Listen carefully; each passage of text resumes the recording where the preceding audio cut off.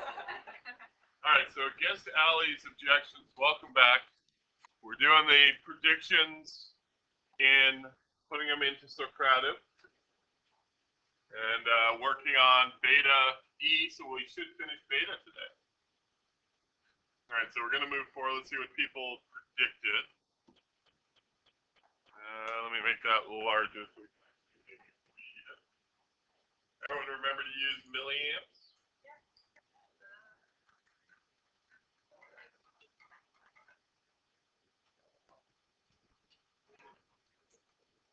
So interesting. Did the people who put 4, now, looking at these answers, I'm wondering if the people who put 4 put it, they meant 4 milliamps, they forgot to use milliamps and meant 4 amps, or they looked at the battery and saw that there's the number 4 near it, so picked number 4 to put. So that's what I'm wondering, because it seems interesting that we have a bunch of 4 milliamp answers, then we have a 4,000 milliamp answer, and another 4,000. Huh. 3.75. That's interesting. Seem to have a couple of 3.75s, 3 of them. What were the thoughts behind 3.75 milliamps? Any thoughts? I'm looking at we have 3 points. We seem to have a couple of people here who have very similar answers, and I'm just wondering what was the thought process that led to the 3.75 milliamps for the indicator between the battery and the resistor. Yeah, what are you thinking, Luke? Okay, which resistor? On which resistor? Okay.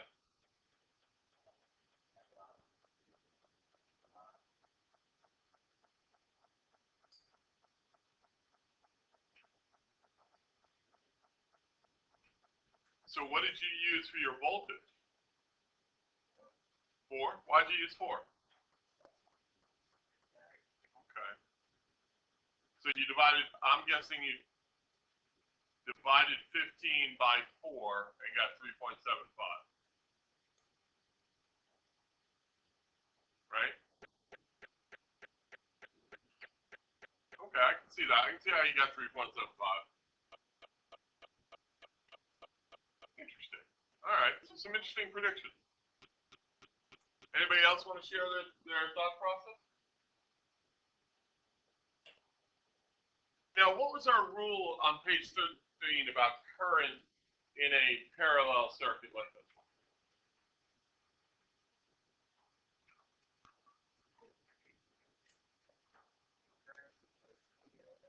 Current split between the elements. So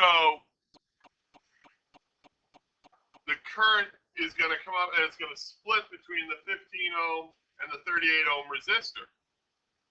And so that means if it splits there, that means whatever current comes up into it should add up to those two, right?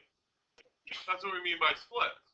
So like if this was 3, then maybe 1 here and 2 here, so they add up to 3. That's what we saw before, right? It split evenly during the first part, but that was because we had 2 identical light bulbs. Which resistor would it be easier for the current to go through? The 15 ohm resistor or the 38 ohm resistor? The 15 ohm resistor. Over twice as easy, right? So, do you think more current will go through the 15 or the 38? More will go through the 15 because it's easier to go through there. And that's why our correct answers are 267 milliamps through the 15 and 105 milliamps through the 38. So it's over twice as easy to go through the 15 So over twice as much current goes through them. Remember, current is the rate that the electrons are moving. And so if it's easier, more electrons are going to go through there. So they're going to move through there at a faster rate. Now, by rate, we really mean how many electrons go through there, not like the speed that they're moving at. That's controlled by other factors.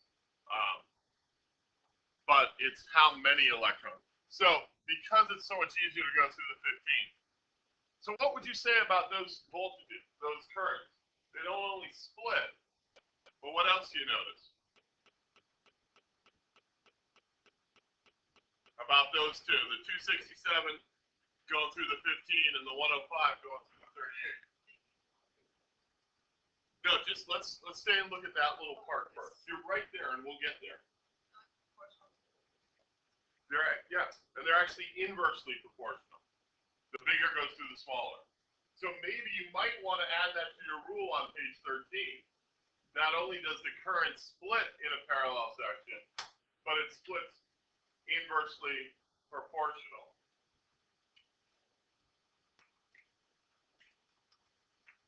Remember, all of this is building up to what we're going to start later today. So if you don't have those things, you're going to be behind the 8 ball as we move forward. So make sure you have that page 13 out and you have other things. Because this is all really cumulative, really working on itself. All right, and now, Allie, you made another great observation. What was it? 267 plus 105. Ah, yes. 267 plus 105 equals 372. And that is true because the currents have to add up, or when we say the current splits, we only have 372 milliamps available, so it has to split and divide. How could we have found that number, the 267 through the 15, though? Did we know the voltage? How do we know the voltage? Did we see this circuit before? Flip back and see if you ever saw this circuit before. In between your texting. Yeah, like 2 pages ago on part C, right? Yeah, we had it. So we knew that there's 4 volts. And this is where we could use Ohm's law. So Luke, you were on the right track here. You just made a little math mistake. Because the voltage across this 15 ohm resistor we knew from part C was 4 volts. We didn't know the current, but we knew the resistance was 15 ohms. And to get I, it's 4 divided by 15 rather than 15 divided. So you were on the perfect right track. You just a little math mistake. And that's how we would find the current of 267 milliamps. How would we find the current of 105 milliamps? Yeah, you do the exact same thing. And then noticing that the two of them combine to be the current in this outer part. The reason that we did this is to bring up the second of Kirchhoff's rules. What was his other rule about? Luke, this is what's called his junction rule. And so just like Luke's, we need to first define what is a junction. And a junction is any place in the circuit that current has a choice of which way to go. So a junction is any place in the circuit current has a choice of which way to go.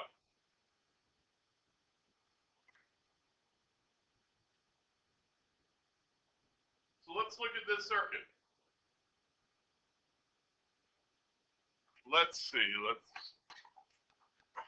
Now, to have a choice of which way to go, what do you have to have? Kind of a weird question. Huh? two or more paths, right? Away. So would right here in that green box, would that be a junction? No, because there's only one path, right? What about the battery? Could the battery be a junction? No, there's only one way to go through it. What about within the circle? Yeah, because there's one way to come in, and there's two ways to go out. So the current, remember, that's the flow of electrons. The electrons come in, and then they can choose their way out. So this is a junction. Where else is there a junction in this circuit?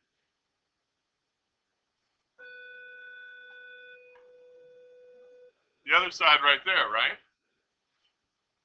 So this circuit has two junctions, two places that current can change. And what Kirchhoff's rule is, and it's based on the idea of conservation of charge, is that whatever current goes into a junction equals the current that goes out of the junction. So that's his rule for junctions, and it's about current. Current into a junction equals current out of the junction. All right, so at the bottom of that page, page 23, you're asked to draw the currents in the circuit. How many different currents did we just measure?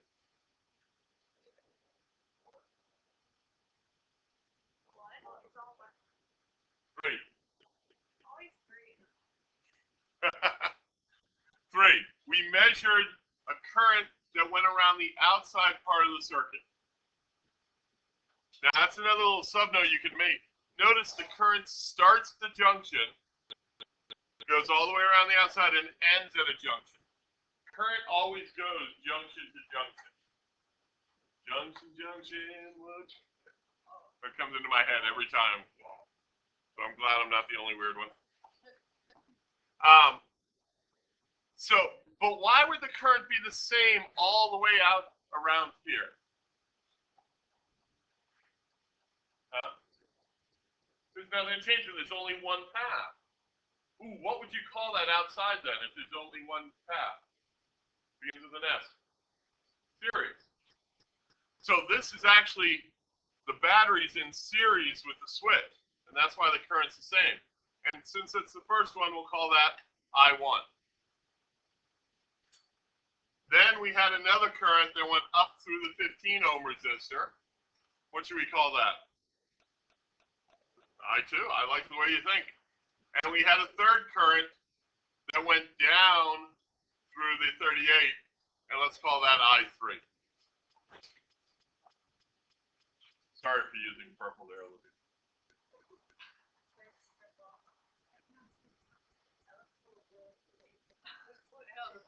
Oh, wait, what? Yeah. Okay. Now, remember the whole point of these rules, is loop rule and a junction rule, Kirchhoff, is to allow us to find out everything about the circuit. We already know like what the values of these currents are because we measured them, but so we're kind of working this backwards. But we want to use his rule to be able to examine things. So if we look at this junction again, if we didn't know the values of these, we could create an equation about the currents going in and out of that junction. So talk to your partner for a second. What would be the equation? Remember, it's current in equals current out that would go along with that junction. Talk to your partner for a second, and then we'll see.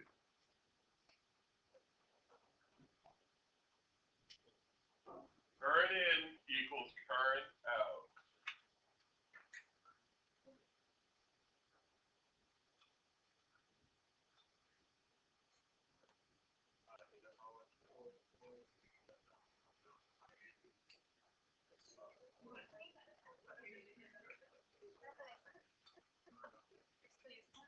do we got? What do you think? I1 equals I2 plus I3. Excellent. I1 equals I2 plus I3. That is the current equation that's created by that junction. The junction rule is all about current. What was the loop rule about? What was the loop rule about? That was the definition of a loop. The end of the V. Voltage. All right, Aiden, let's see how well your partner has done. What's the equation for that junction?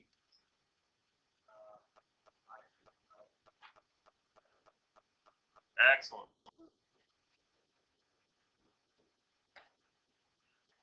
Good job, Richard. So, are those two really the same equation?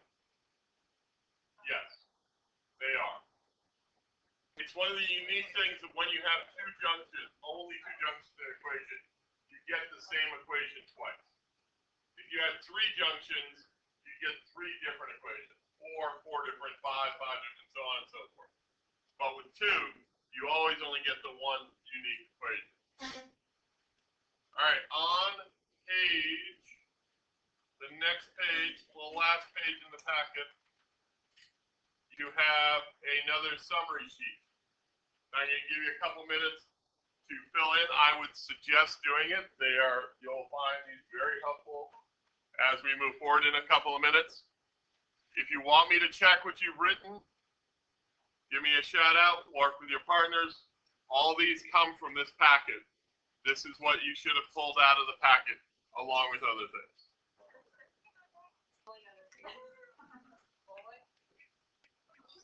Cascading. What do you think? Allie just opened. I'm looking what happened. I have very blurry. All right. So, I do. moving on to gamma.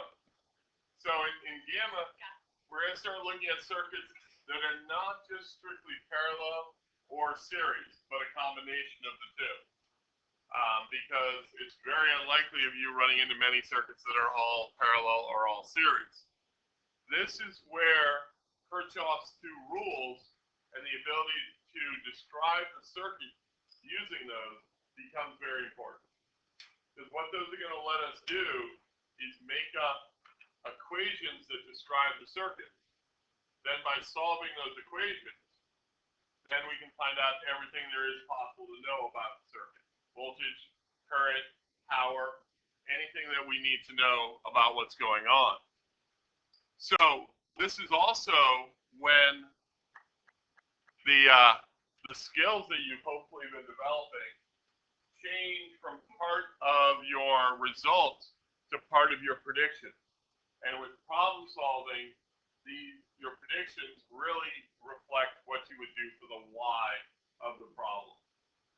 So notice that the drawing of the currents becomes part of the prediction. The plotting the voltage is now part of the prediction. And then you use Kirchhoff's rules to develop the equations and solve for your prediction of the voltage and the current in every element in the circuit.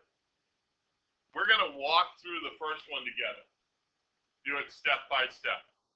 And then after that, I'm going to give you a little more freedom to work all the way through your prediction, then discuss your prediction, then look at the results. All right? So, but this first one we'll go through step by step so that everyone has, can kind of apply those skills that they've been working on. Any questions right off the bat? Good.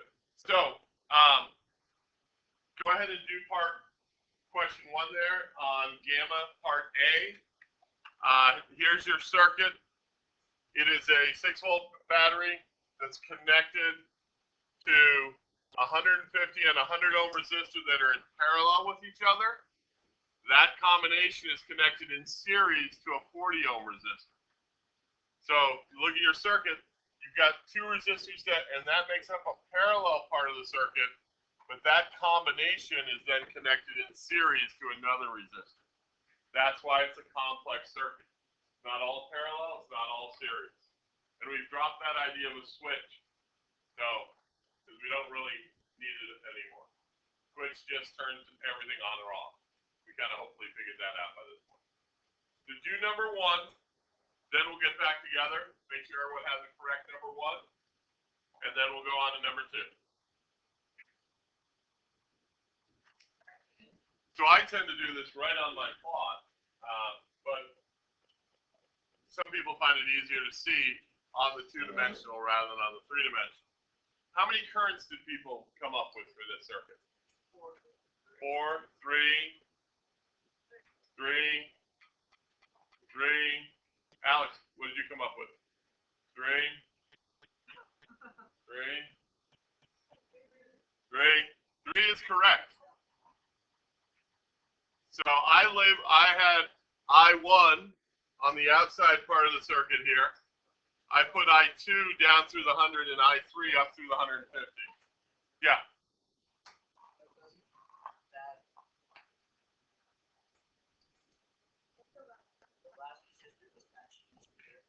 No. How many paths are there through a resistor?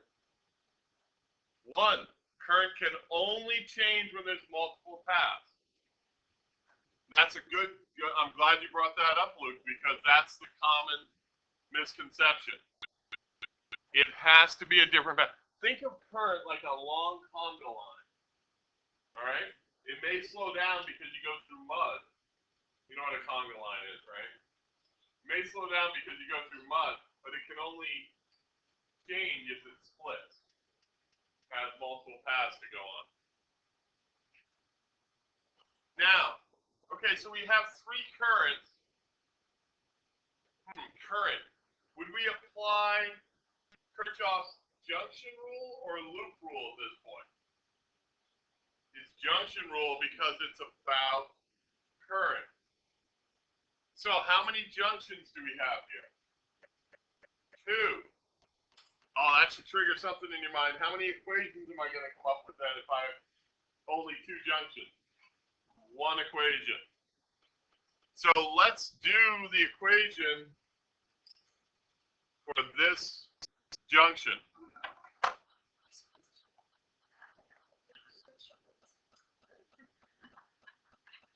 What's the, using my numbers, using my labels, what's the equation for that junction? Exactly. I1 equals I2 plus I3. And that's the whole reason to draw in those currents, is to be able to form the junction equation. So go on to number 2. Plot the voltage in this circuit. You'll learn more, hopefully, as we move forward. So, I know from my plot, see how many volts is my battery? 6 volts. So I know that the negative side of my battery is at 0 volts. And so that means anything connected directly to that negative side, which goes from the small part of the battery back to the left-hand side of the 40 ohm resistor, is also at 0, right? Because there's nothing there to add or take away energy. But conversely, if the negative side of the small plate of the battery is at 0, the large plate is at 6. And anything directly connected to that large plate of the battery will also be at 6.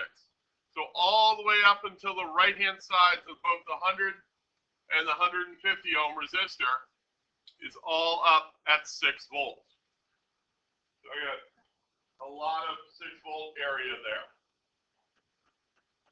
What do I know about the voltage drop across the 150 compared to the voltage drop across the 100? It's got to be the same because they're in parallel. Page 13, if you don't remember that rule. So that means that on the left-hand side of both the 100 and the 150, all that's at the same voltage until I hit the 40. So that's a second height. And I'm going to put all of that at the exact same height, which is my blues. So how do you know how many arrows you need? Like why? I put them wherever there's a change in direction. So then why? You can put as many as you want. I kind of go minimalistic and only do it at where my direction is going to change. And then to actually do the plot, I connect all those tops. Oh no. And I have a little more complicated plot than the ones we've seen before. Those are the height, the voltage level between the 100 and 150 and the 40.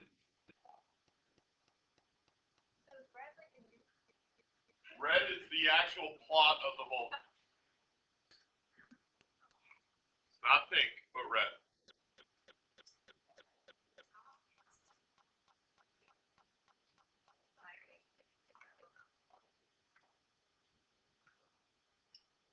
I will add this into the calendar, but your homework tonight is to try to use Kirchhoff's loop rule to come up with equations based on that plot. Give it a try.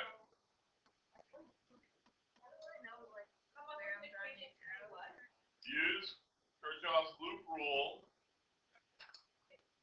to create equations. How many loops do you think are in this circuit?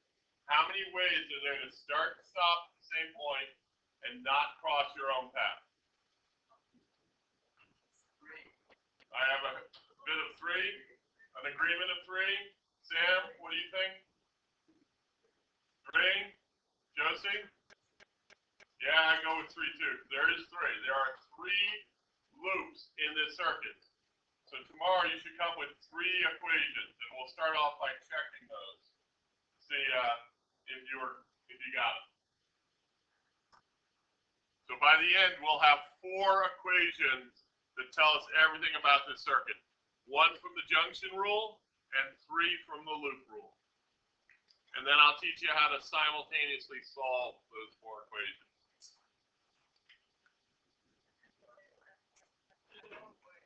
And I will add this in as a homework thing.